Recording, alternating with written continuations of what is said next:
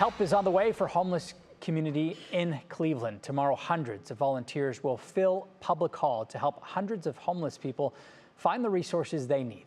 It's called the Homeless Stand Down, and as senior health correspondent Monica Robbins reports, it's needed now more than ever. But a lot of Americans are one paycheck away, one bad circumstance away from being homeless. What's up with you, Mike? Everything cool? Waverly Willis would know. While fighting substance abuse, he lived on the street. Now he's an established entrepreneur with 2 Urban Kutz barbershops and still sober.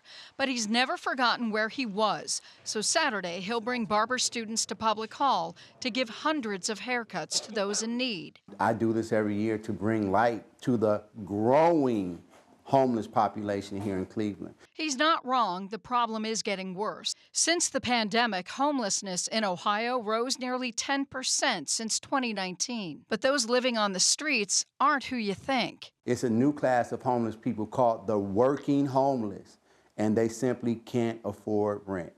You know, they don't have any addiction problems. They don't have any mental health problems. They just can't afford rent. Business Volunteers Unlimited organizes the Homeless Stand Down. Last year, 400 volunteers provided food, clothing, medical care, and resources. Saturday morning, Public Hall will be filled with those in need who don't have homes to return to. Willis wants to see change. How do you have vacant buildings in places and people freezing in the wintertime? That just doesn't make sense. So we have the space. Last year, Cuyahoga County pledged to cut homeless rates by 25% by 2027. That starts with affordable housing for the county's estimated 5,000 homeless. We can do something about it besides ride past them when they're sitting on the bridge asking for money or in their tents as we're riding down the streets in our nice warm cars. We can do something more than that.